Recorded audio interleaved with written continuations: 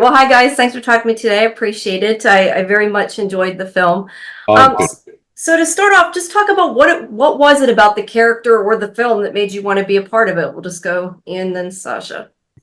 First point of contact, nearly always as an actor is the writing. So you get sent a script, and they. I just really thought it was a very poignant and telling screenplay. So I love the words. And the more I sort of read the script, I kind of had that, you kind of got that butterfly feeling in my tummy thinking, oh no, please stay good, stay good, stay good. Don't kind of, and I always get it when I read good scripts. I just don't want that scene to come along, go, oh no, don't do that. Oh God, no, don't make them do that or whatever.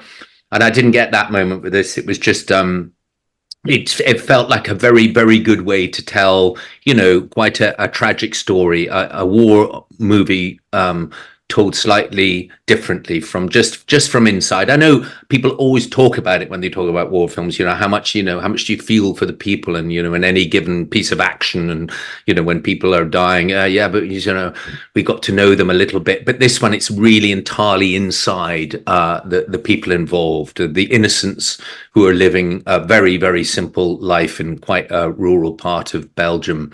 Certainly my character, who's a farmer, whose lives are sort of torn apart unexpectedly by a war that they never expected and had nothing to do with. And so, just a fine piece of writing drew me to it. Okay. What about you, Sasha? Same, I remember reading the script and I was like, wow, first of all, it's a beautiful story and it's beautifully written. And I love, as Ian mentioned, that it's the point where it takes this like very intimate story, like that happening during this like grand event, and there are like some people in charge, but we don't see them, we don't know them. We know these people that have to go through it, and they don't have a choice. And in the beginning of the story, they don't even know what's happening, because how could you, how could you even fathom with this? And it kind of tells a story of a hero, of an unknown hero, of someone who saved his family, saved people from his village, who had to step up to this, occasion and do things that probably he never thought he will ever do in his life. And it was a beautiful, beautiful story, and now it's a beautiful, beautiful film. It's definitely an emotional story. So obviously this is a period piece. So both of you talk about how much the costumes informed the choices you make as an actor. Oh, they're great. Honestly, there's nothing bigger for me anyway as an actor than finding the right pair of shoes and finding the right costume. It's very transformative, and you feel like you can become that person.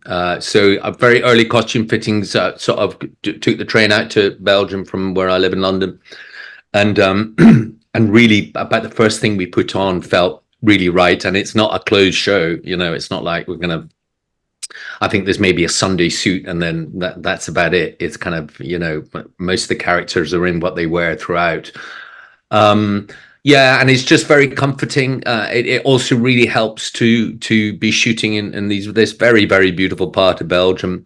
There were kind of 3 or 4 primary sets. There was the whole townscape, there was the farmstead, there was the woods, and there was the kind of, the whole church inside, and, it was part of the town. And they were just so beautifully done. It was one of those, you always think as an art, where has the art director started and where have they stopped? What's always been there and what have they added? Because you just couldn't see the seams. It was beautifully done. So that all made it, being able to inhabit the story much, much easier. Yeah, it feels like you're just teleported to 1914, and as soon as I put on my dress and I have my, golden locks and everything, and I felt like, whoa, Louise is alive.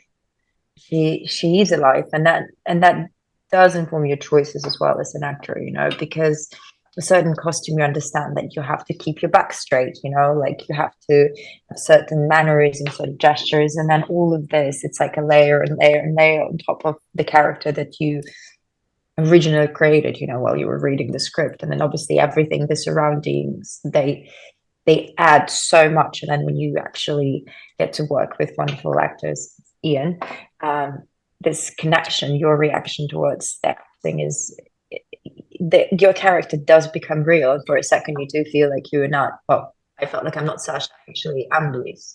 And then you kind of look in the mirror and you're like, wait.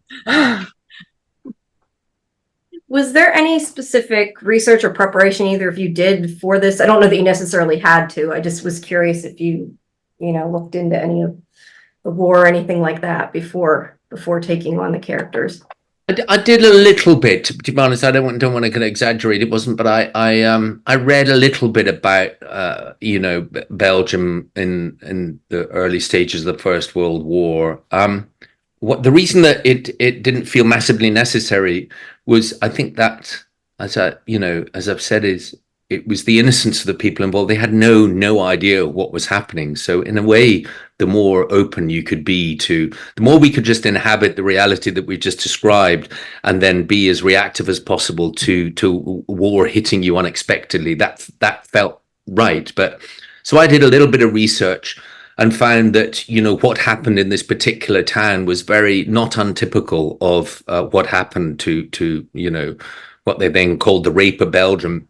That whole period, sort of pre and right at the early days of the First World War, it was very, very typical. So they may not have had these names, and may not have been exact, and but it was very, very typical of the kind of meaningless violence that was meted out by a very large and powerful German army that was sort of gearing itself for war. That was kind of, that was almost like little trial to make sure that they felt as strong as they did feel.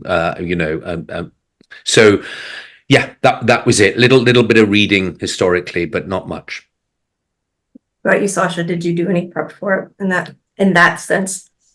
Yeah, for me, I think it was more what the role of a woman was in 1914, because obviously we're talking like more than 100 years ago. And the First World War actually started kind of our empowerment in a way, as women, I mean. And that's when we understood we have to be in charge, and that's when we became a part of man. And but the original Louise, Louise before this event in the movie happens, was a very different girl than what I was when I was 19 years old, when I was growing up. So that just like understanding of what her mentality was, what was kind of her surrounding, what was her background, that was a bit of work. But and then, I agree with Iain. In the end, it's a universal story. There are people nowadays that experience pretty much the same thing, and yes, we do have different costumes, we do have different technology, but people stay the same, and the terror and horror and bravery and heroism, that stays, that's universal, and that translates throughout whatever, century and age. Right. This obviously is a very emotional film through pretty much the whole thing. Do you find that part more difficult, or because I know it kind of depends, I guess, on the actor and on the scenes, but especially for you, Iain, in the big scene, you're not even able to exactly react because you have, so can you just talk about that? Is that something that's more difficult for you, or do you find that easy to get into that point? It's not difficult. It's difficult in the sense I just, part of you just doesn't want to do it in a way. I'm not being funny, but I as an actor, I don't know. I'm quite good, I think, at portraying trauma, but I never enjoy doing it at all. I just think, oh God, I've got to do this. I've got to do this. I've got to, when you wake up in the morning and think, okay, I've got to kind of give over to this. And it is kind of putting yourself through, in our little way. That's what we have to do as actors. You kind of have to put yourself through what is happening to these people. How can you be a conduit? How can you make it sort of course through you? And you sort of have to get yourself really in a bad place. You kind of have to, there's no choice about it. You have to kind of spend the days of that time just with your mind. I know my mind, I've always felt it as an actor, your mind and your kind of, it's just really, really confused. You confuse yourself. because it doesn't really understand what's going on, and you have to get yourself into a state where you think, I'm experiencing this loss.